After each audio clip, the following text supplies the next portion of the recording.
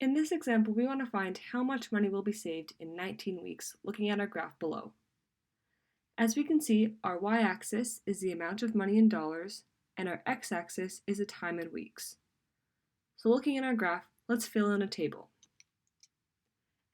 At week 0, we can see that we have $30 originally saved. At week 1, we then go up to $35. At week 2, we have $40. Week 3 is $45.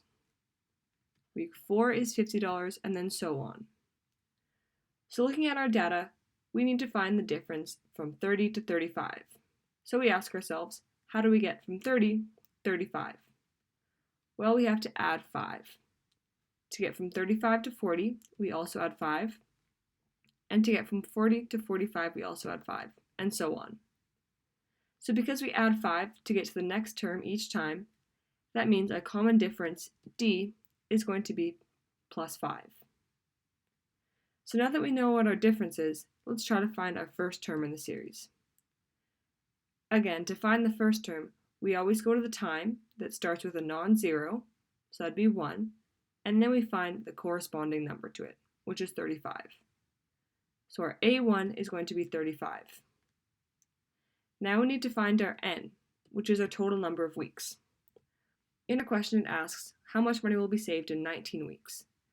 So we would think that N would be 19.